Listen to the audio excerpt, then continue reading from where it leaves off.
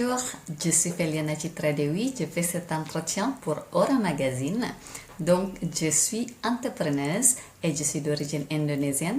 Je suis fondatrice de start-up qui s'appelle Liver pour regrouper les achats en ligne avant de pouvoir proposer la livraison gratuite et plus verte. Mais aussi, je suis fondatrice de plusieurs associations, y compris Women's Circle Club pour le soutien des femmes entrepreneuses et Asian Female Founder and Founders et à Silicon Valley pour le soutien des femmes d'origine asiatique, mais aussi plusieurs associations pour le soutien des femmes dans la diplomatie et anciens élèves de mon école, École nationale d'administration.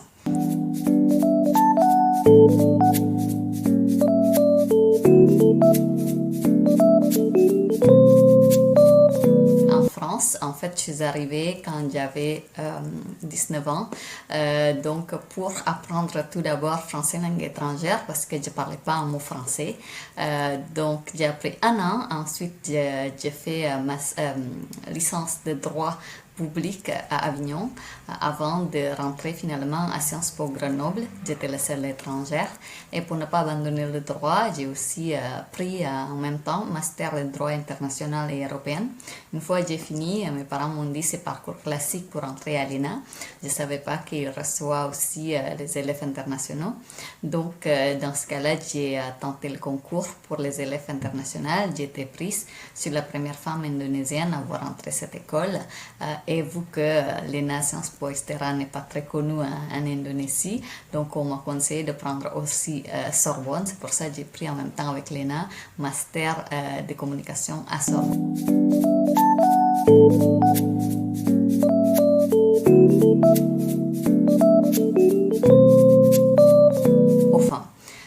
Donc tout d'abord, bien sûr, c'est une fierté personnelle, mais aussi une fierté pour la famille, etc. Je suis tout à fait reconnaissante par rapport à la France qui a ouvert les grandes opportunités pour moi en tant que femme, en tant qu'entrepreneuse, mais aussi pendant mes activités scolaires, parce qu'au début, pour être tout à fait honnête, j'ai voulu aller à l'Angleterre, mais malheureusement, à l'Angleterre, ils ne reconnaissent pas le certificat indonésien comme étant équivalent. Donc vraiment, ça montre que la France est toujours la terre d'accueil pour les personnes qui ont envie finalement de s'intégrer dans ce pays, mais aussi de chercher des opportunités à travers l'éducation, mais aussi des plans de carrière. Donc, ce que j'aimerais transmettre aux femmes aussi, c'est vraiment d'y croire en nous. C'est toujours les phrases qu'on entend très souvent, mais je sais que parfois beaucoup de femmes se sent encore le sentiment de syndrome d'imposteur et autres. C'est beaucoup moins chez les hommes, même si ça existe toujours. Donc vraiment, croire en nous, c'est très très important.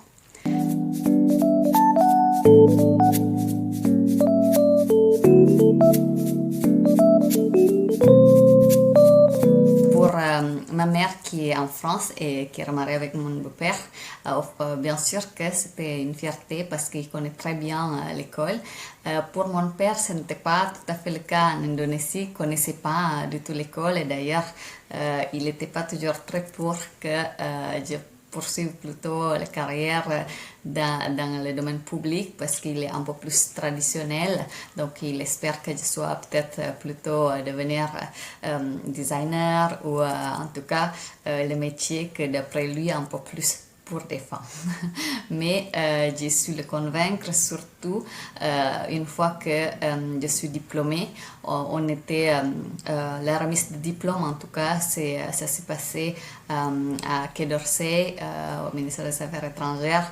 J'ai pu inviter mon père en France pour la première fois. Il a découvert la France, mais par les grandes portes aussi, étant dans les remises de diplôme à Quai d'Orsay, il y a des ministres qui sont venus nous donner le diplôme. Il a compris que c'est vraiment quelque chose de très prestigieux et qu'il a pu en tout cas découvrir cette institution, mais aussi découvrir la France par la même occasion. Et ça m'a beaucoup fait plaisir que j'ai pu faire venir surtout mon père à découvrir ce beau pays.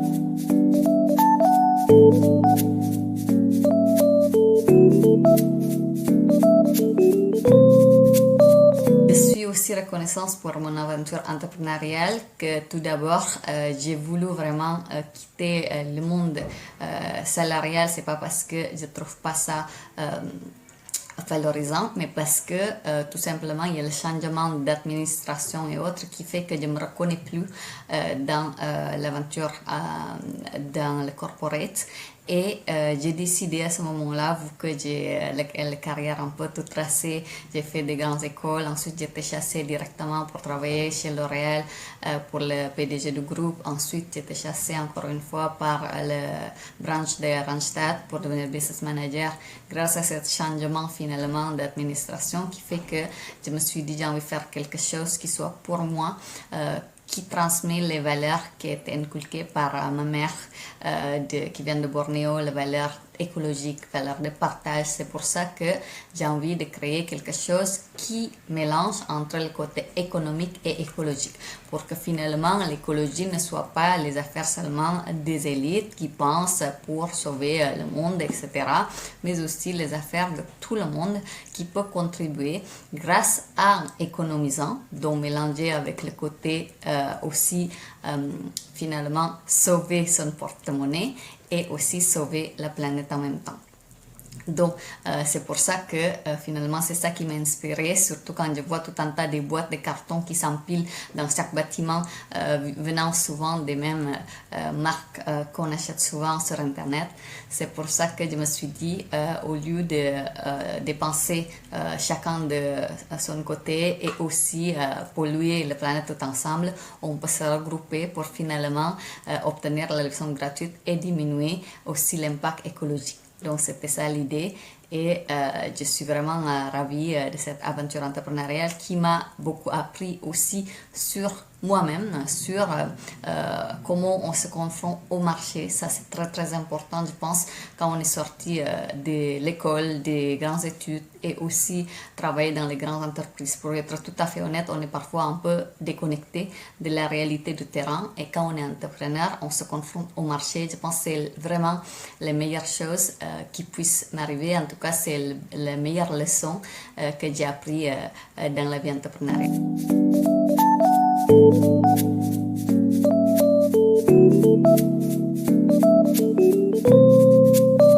Donc, je pense que cette idée est née une fois que je suis rentrée des États-Unis, là où j'ai déjà créé Asian Female Founder and Founder avec deux autres cofondatrices merveilleuses qui aussi m'a permis de voir qu'en France, il n'y avait pas encore beaucoup de ce type d'initiatives pour le soutien des femmes entrepreneuses, mais surtout avec le côté très international et inclusif. Dans le sens que moi, je suis d'avis que pour inclure les femmes, on n'a pas besoin d'exclure les hommes. C'est pour ça mon cofondateur est un homme, Alexandre Conflicti, avec qui on a collaboré ensemble, travaillé avec les mairies, plusieurs mairies de Paris, y compris la mairie d'abord par la mairie 13e, 9e et aussi 15e arrondissement, 16e arrondissement et bientôt avec plusieurs autres mairies de Paris. Nous sommes très heureux de pouvoir collaborer avec eux pour finalement donner des ressources auprès des femmes entrepreneuses. En gros, c'est le donner le réseau. Je suis persuadée que le réseau est vraiment la clé de réussite aussi dans l'entrepreneuriat, même dans la vie. Beaucoup de personnes qui sont réussies, entrepreneurs et autres, quand on pose la question, ils font dire que 80% de la réussite, c'est aussi dû à leur capacité à créer des réseaux. Donc, c'est vraiment ça que la vision de Women's Circle.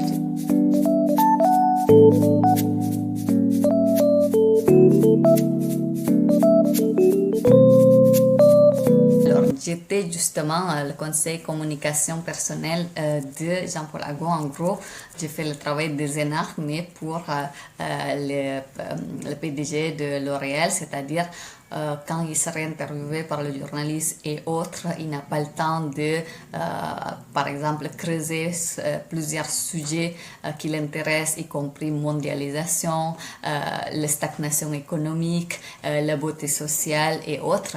Donc, c'est moi qui ai rédigé, entre guillemets, le note de synthèse pour lui, tous les livres qui étaient envoyés pour lui atterrir dans mon bureau, et je synthétise, j'ai créé plusieurs concepts, y compris justement le concept comment les réseaux sociaux peuvent augmenter le chiffre d'affaires de L'Oréal parce que de plus en plus les gens prennent soin de leur apparence. Donc c'est vraiment une expérience très riche qui montre aussi qu'il y a une certaine fossé générationnelle parfois entre bien sûr les personnes qui sont dans le bord de L'Oréal qui a certains modes de vie et leur petite fille qui a aussi d'autres modes de vie avec réseaux sociaux et autres.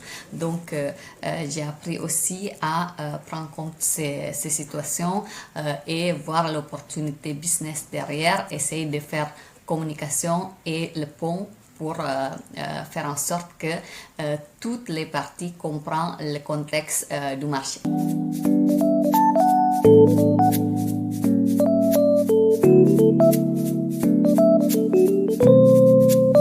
Donc, en ce moment, je suis en train de lire L'art de la guerre de Sun Tzu, bien sûr. Et sinon, j'avance lentement, mais j'essaie d'être un peu plus disciplinée, entre guillemets, 15 minutes chaque soir, sauf dimanche. Dimanche, on est off. Mais j'essaie de lire et un petit peu de s'alimenter aussi. Je pense que c'est important quand on est entrepreneur, on est très focus de ce qui se passe. On réagit vraiment de manière à chaud et finalement on est tout le temps dans l'action, on a peu de temps finalement à la réflexion et c'est ça qui me manque je pense et juste d'avoir même 10-15 minutes pour lire, c'est très important, peu importe quel type de livre que vous lisez. Voilà, donc ça c'est juste le livre de moment, sinon il y a beaucoup de livres que j'apprécie et je pense que de pouvoir essayer de se discipliner à lire un petit peu de passages de livres, ça aide toujours dans la réflexion plus long terme et aussi pour l'enrichissement de soi.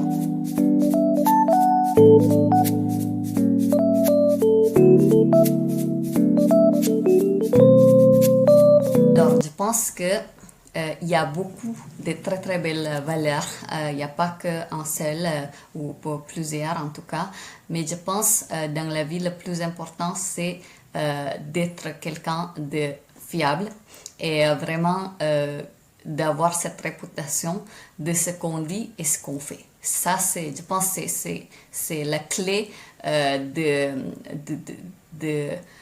la réussite, mais aussi et surtout avant tout la confiance. Parce que dans n'importe quel domaine, on va travailler avec les autres et la clé de travailler avec les autres, c'est d'établir la confiance. Et donc pour moi, le plus important, soit quelqu'un de confiance, soyez vraiment une personne à qui on peut compter, que la parole a vraiment de la valeur. C'est pas seulement, voilà, c'est pour ça qu'on dit souvent homme de parole, mais je pense aussi femme de parole, c'est très important.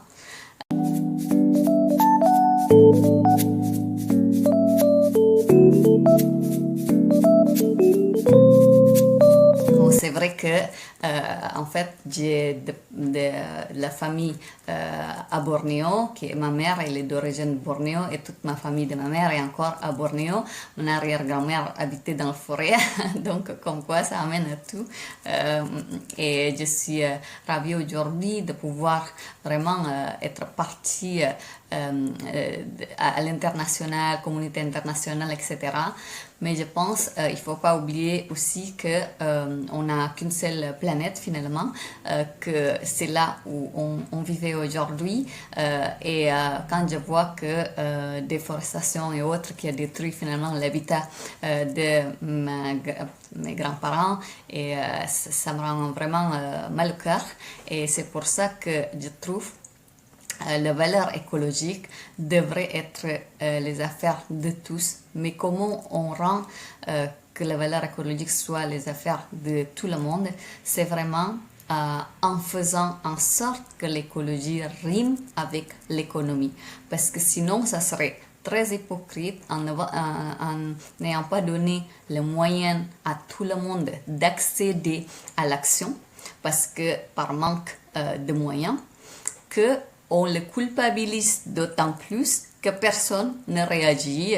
Voilà, les gens qui n'ont pas de moyens d'acheter des choses plus chères parce que soi-disant c'est plus écolo, etc. C'est pas juste, d'autant plus qu'on va leur dire que voilà, vous êtes coupable pour la planète et autres. Mais si l'écologie rime avec l'économie, tout le monde peut y contribuer et on sait très bien que tout seul on va plus vite, mais ensemble on va plus loin. Donc je pense vraiment que les valeurs écologiques devraient être démocratisées grâce aussi à l'avantage économique.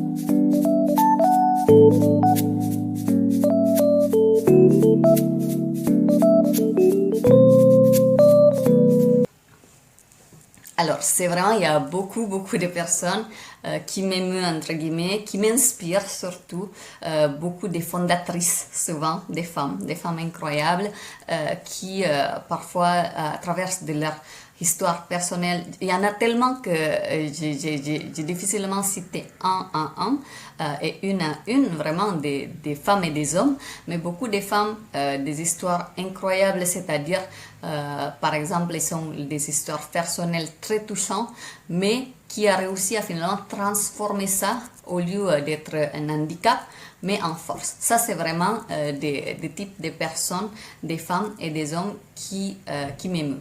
Voilà.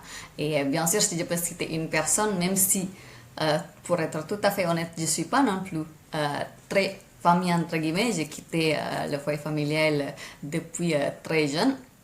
Mais je suis aussi très inspirée par ma mère parce que elle est venue en France sans parler un mot français. Elle est venue à Jakarta à l'époque quand elle était très jeune, sans savoir les grandes villes venaient de forêts et elle a toujours envie d'apprendre. Et elle entreprend finalement sa vie. Et donc ici, par exemple, maintenant, elle a plus que 50 d'années, elle commence à apprendre à travers de YouTube. Elle est même devenue youtubeuse, elle est écrivain, elle prend le revanche entre guillemets sur la vie qu'elle n'a pas pu goûter à l'éducation à l'époque. Elle a dit maintenant l'éducation est accessible pour tous. Elle se forme sur YouTube. Elle a elle-même partagé ses expériences et son savoir, ce qu'elle a appris sur beaucoup de choses, sur la France, sur l'histoire, sur les mathématiques et autres, alors qu'elle n'a pas vraiment d'éducation dans ce background-là, mais elle essaie d'apprendre et de partager ça aux autres. Et je trouve c'est vraiment très inspirant, c'est-à-dire il n'y a pas d'âge, il n'y a pas d'origine, il n'y a pas de limite, en tout cas pour les personnes qui veulent apprendre.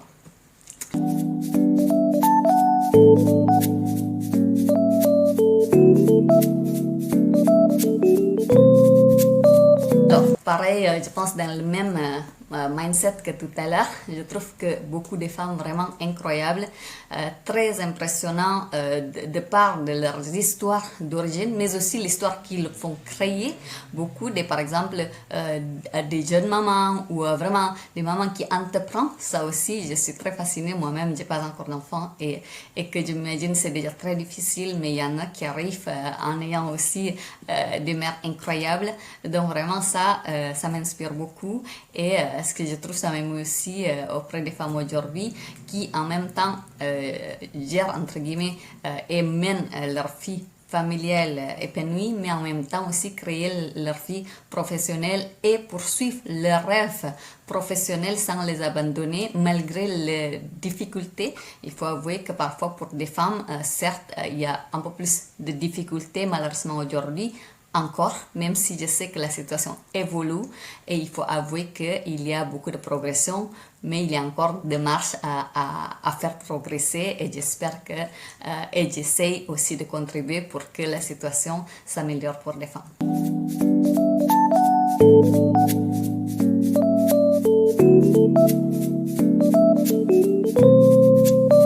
Alors, sais qu'Aura est présent dans plusieurs pays, je crois que 114 pays dans le monde. Donc, je pense que le vrai message universel, c'est l'amour. L'amour et la passion pour ce qu'on fait, pour les autres. Moi, je crois vraiment à cette authenticité dans la passion qu'on a pour ce qu'on fait et aussi la passion qu'on a pour les autres. Vraiment, je pense les autres, c'est aussi la richesse. C'est pour ça que je suis très réseau et j'espère vraiment que chacun puisse s'épanouir dans leur passion, puisse finalement aussi transmettre le message d'amour dans le monde et de la paix. Voilà, donc merci en tout cas pour votre écoute. Je suis vraiment ravie et honorée de pouvoir partager mon expérience et mon profil. Si vous voulez vous connecter avec moi et vous voulez me connaître un peu plus ou savoir s'il y a peut-être la collaboration à faire, je vous invite à m'inviter sur LinkedIn, Feliana Chitradewi, comme mon prénom et nom, et aussi mon site internet felianachitradewi.us. Donc, merci en tout cas, ça me fait très plaisir. Merci à Aura Magazine pour cet entretien et je suis vraiment honorée d'être femme de moi pour Aura Magazine. Merci.